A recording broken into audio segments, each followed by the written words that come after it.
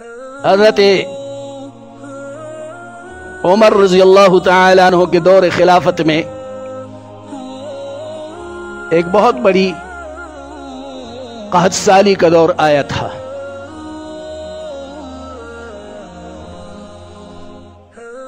اس قحط سالی کے متعلق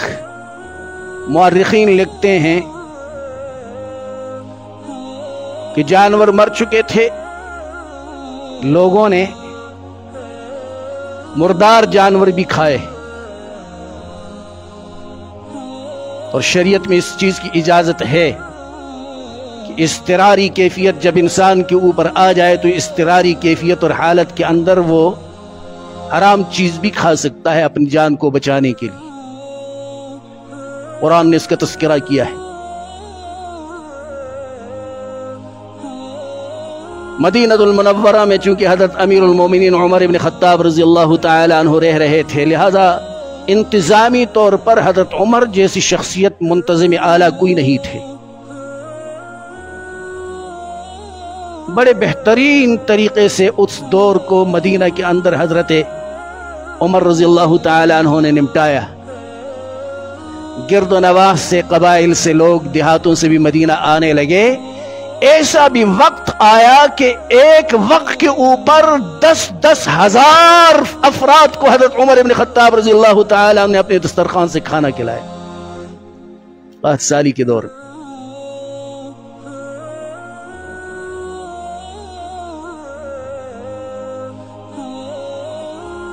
اور جب اپنے پاس وہ راشن کم ہونے لگا، وہ خوراک کی اشیاء کم ہونے لگی، تو پھر جو صوبوں کے اندر حضرت عمر رضی اللہ تعالی عنہ کے گورنر تھے، ان کو خطوط لکھے انہوں نے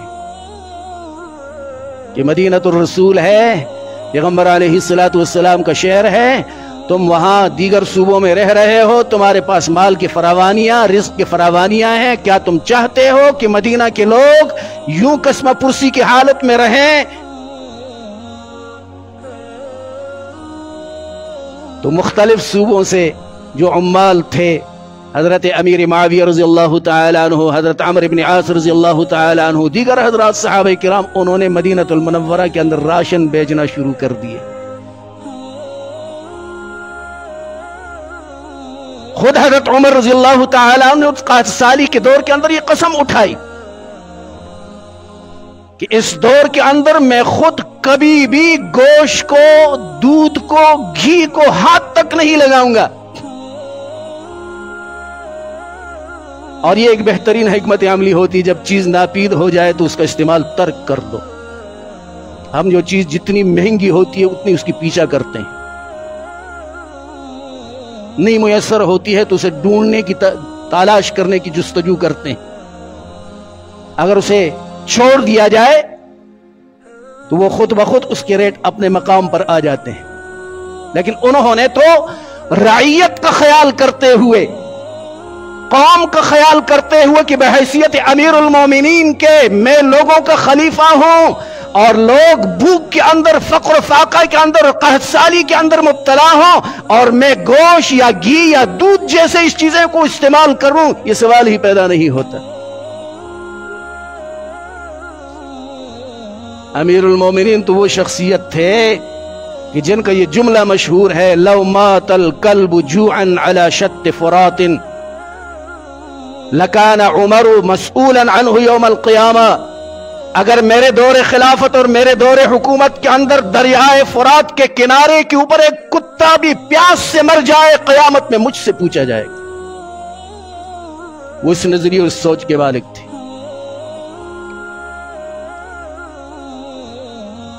خود عمدہ کھانے چھوڑ دیے اور قوم کو کھلانے لگے اور باہر سے منگوانے لگے. میں جو بات عرض کرنا چاہتا ہوں، انہی دنوں کے اندر کہ جب باہر سے راشن آنا شروع ہوئے اور باہر سے انہوں نے منگوانا شروع کیے، تو ایک صحابی رسول نے خواب دیکھا. خواب کے اندر حضور رحمت دو عالم صلی اللہ علیہ وسلم انہیں آئے اور فرمانے لگے، عمر سے کہو تم تو بڑے سمجھدار آدمی تھے، تم کن کاموں میں لگ چکے ہو؟ اشارتاً کنایتاً باتی، تم تو بڑے سمجھدار تھے، تم تو بڑے دانا آدمی ہیں، دانا آدمی ہو، سمجھدار ہو، کن کاموں میں لگ چکے ہو؟ وہ خواب حضرت عمر رضی اللہ تعالیٰ عنہ کے سامنے جب پیش ہونے لگی، بیان کی گئی، تو حضرت عمر سوچنے لگے کہ پتہ نہیں اس کی کیا مطلب ہے، حضور نے کیا فرمایا ہے،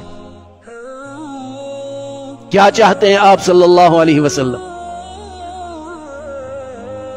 اہل علم حضرات سے بھی پوچھا کہ کیا اس کا مطلب ہو سکتا ہے، پھر اللہ نے خود ہی بات ذہن میں القاء کر لی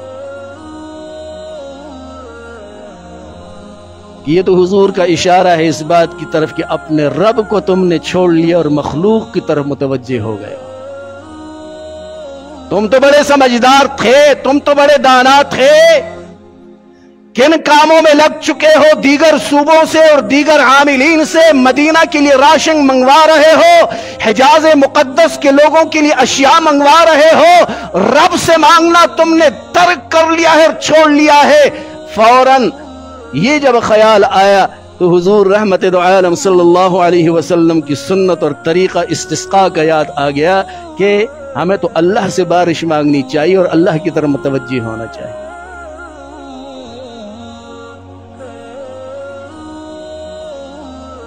خود حالت حضرت عمر رضی اللہ تعالیٰ عنہ کی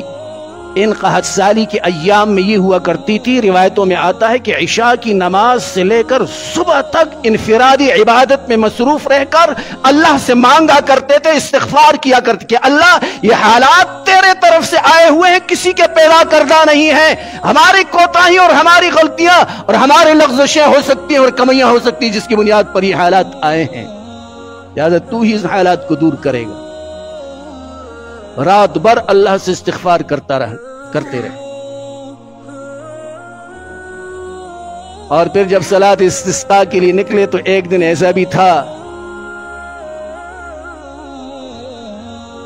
کہ حضرت عباس رضی اللہ تعالی عنہ حضور علیہ السلام کے چچا بھی تھے۔ صلاۃ استسقاء ادا کی حضرت عمر رضی اللہ تعالی عنہ نے، اوپر چادر حضور رحمت دو عالم صلی اللہ علیہ وسلم کی اوڑی ہوئی تھی۔ نماز استسقاء کے بعد اللہ کی طرف متوجہ ہوئے، مانگنے لگے، اس دعا کے اندر اتنے روئے کہ آپ کی داڑھی تر ہو گئی، اور ایک جملہ ایسا تھا نکلا زبان سے، ویسے بھی مسئلہ ہے کہ جب بارشیں رک جاتی ہیں اللہ سے مانگنے کے لیے بوڑھوں کو لے جاؤ، بچوں کو بھی لے جایا کرو، کہ اللہ رب العزت کو ان بوڑھوں سے حیا آتی ہے، ان کی سفید داڑیوں سے، ان سفید بالوں سے حیا آتی ہے، اور بچوں کے اوپر اللہ کو بھی ترس آتا ہے، رحم آتا ہے۔ حضرت عمر کی زبان سے عجیب جملہ نکلا، اللہ جب تیرے پیغمبر موجود ہوا کرتے تھے اور ایسے حالات ہمارے اوپر آتے تھے تو پیغمبر علیہ السلام تیرے طرف متوجہ ہوتے تھے، تیرے دربار میں حاضر ہوتے تھے، اور آپ ہمارے اوپر بارش نازل فرمایا کرتے تھے۔ آج ہمارے اندر امام الانبیاء موجود نہیں، آپ کے پیغمبر موجود نہیں، لیکن پیغمبر علیہ السلام کی سفید ریش چچا موجود ہے، ہم اس کو وسیلہ بنا کر آپ سے مانگتے ہیں۔ فالآن نسأل بوسیلۃ عم نبیک،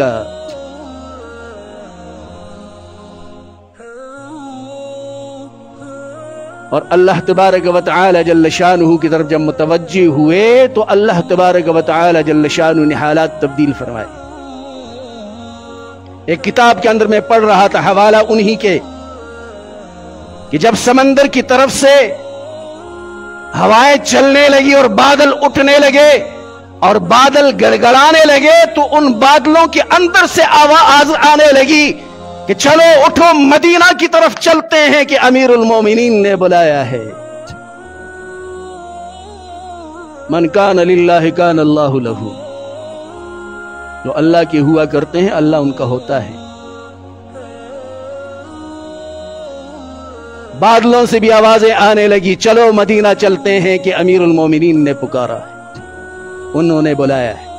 یہ آواز کے اندر طاقت، اس دعا کے اندر طاقت، کیوں